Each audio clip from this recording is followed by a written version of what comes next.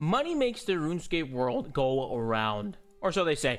But behind the glimmer of loot beams and stacks of gold pieces lies a question every single player faces. Is making money in this game worth the grind, or is it just clocking in the job number 3, 4, 5? Hello, my name is Edmus. I've been playing RuneScape 3 since I was a wee pup.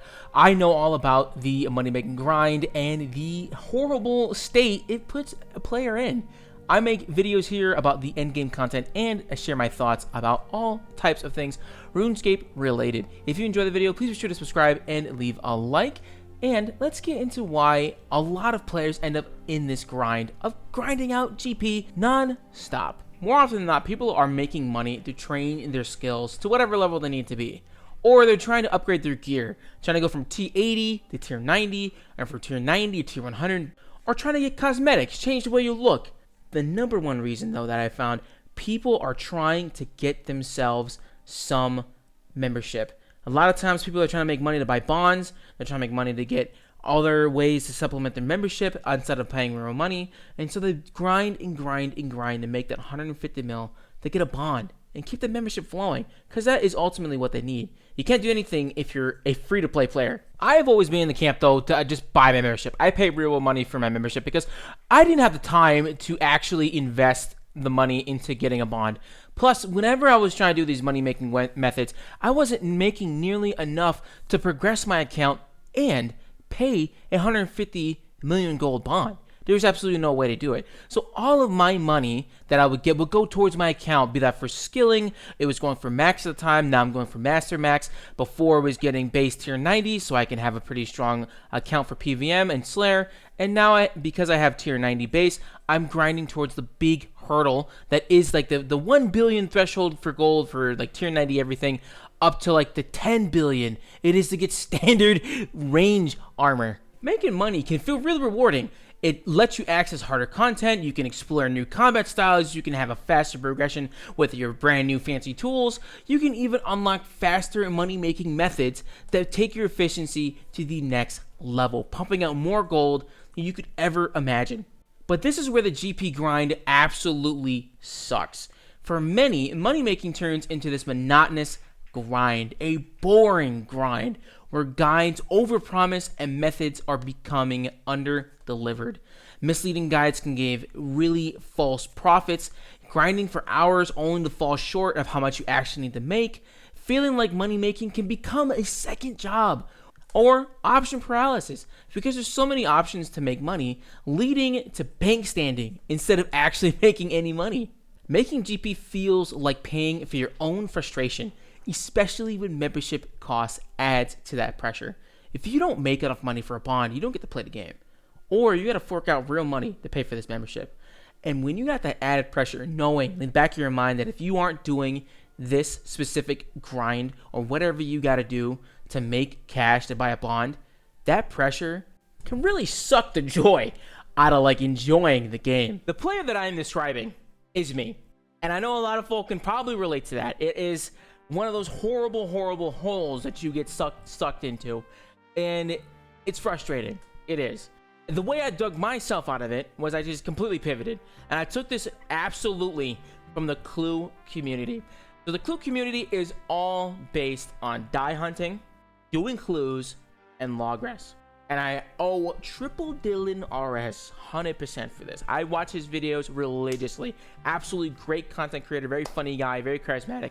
And his main thing was like I joined when he was going for like his blue party hat, like his yellow party hat. It was a long time ago. He was going for 80 something billion gold. And to me that was like an unbelievable number.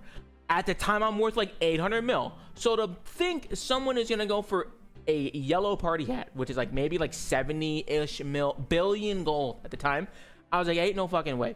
There's no way this guy's going to do it. And he did it. He did it. In like a year or something. I was amazed. I watched the whole thing go through, and I realized what he was doing, he was not chasing getting the dies. He was not chasing making money. That was the idea that was interesting to me as the player and as a like RuneScape enjoyer as well. But what really drove him was completing his master clue log. completing his elite clue log. I'm not a clue scroller. I don't know how to do that shit. I try. I do it every now and then. I dabble. I may do say. I do dabble. But I'm a PVMer. I like killing shit, hitting numbers, and that they're big and they glow. That is what I like to do. So the way that I adopted that mindset was I just shifted. What do I need to do to complete the Carapac log? That was my favorite boss at the time and still one of my favorite bosses in the game. It is very unique. The fight is tough if you're doing it solo. The fight is fast if you're doing it in a team. It is a very rewarding boss fight. And I thought it was super cool. It has a unique mechanic where you can reset your abilities, you go back in time. Carapac's story is tragic and it's very interesting. Voice acting is amazing, the environment is awesome. The entire time, I would go to Carapac for fun. I would go there for fun and just so happen to make money. Because he had drops cannonballs, he had decent common loot on the way. But I saw players walking around with the Time Weaver title. And I just knew they had the biggest fucking coolness around. I needed to see how to become one of those guys. This is when I learned that PVM logs also have slots. Every single time that you get a drop in your name, that completes part of your log.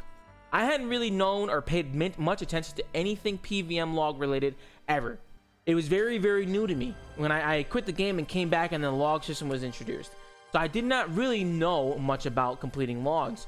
But watching Triple Dylan complete and finish out his clue log stuff, I was like, damn, man, that is awesome.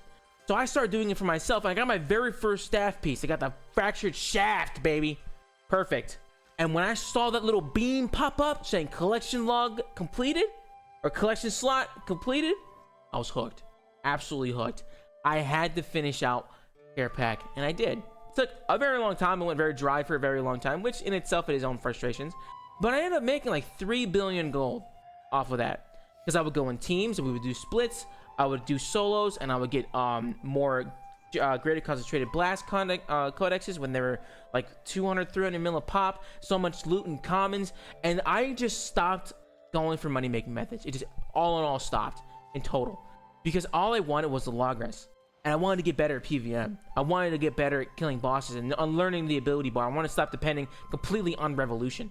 All of that changed because I just had the mindset switch from I need to grind this amount of bosses for this amount of money per hour to how do I kill this boss faster, better, with the gear that I have to progress to get this log item. And with that, it completely changed everything. And then I started going, then I finished Carapac. Next up was Raksha. Same exact hook. Because the fight was different, I had to learn and adapt how to make that fight better. How to become better in that scenario. And then I got hooked again. And then I finished that log. And then it was another log after that. Then another one. And then next thing I know, I have a 17 billion bank. I have never, ever thought I'd have a 17 bill bank as a common, regular, schmegular Deuterino. It was amazing. Even though money was a nice perk, I even stopped selling every single drop I got. I stopped running to the GE, hitting that minus 20%, and just selling everything. I began just keeping things because I knew it would improve something else later. I repurposed my fractured staff, and I repurposed that to use it for Slayer. And then I got a offhand from Sanctum of Rebirth, and I repurposed that offhand instead of selling it to use for a chroming offhand switch for Slayer. Now clear out mobs faster because I'm gonna go for Ultimate Slayer, another giant log to go through. And that in itself is just its beauty of just being able to switch that mindset, and it's very rewarding, and I love it. It is one of the main things that motivates me to play this game. I became my own supplier, but I got the choice to liquidate whatever I want. I can sell all this shit at any point and repurpose it for something else if that is my goal, that is my mindset. If I want to make a fuck ton of money, I'm gonna do it if I need to. But I'd much rather be doing something else because it's way more enjoyable to play the game that I want to as opposed to clocking in the job number 2. It is way better. That is all for this video. Thank you so much for watching. If you enjoyed it and made it to the end, thank you. Hope you enjoyed the video. Be sure to subscribe, leave a like, let me know what you think about money making, and if you like the channel so much, be sure to join it for just $1 a month. Help supports me and keep the channel going. Be sure to check me over on Twitch and for YouTube for any of the live streams coming up, and I'll catch you in the next one. See you.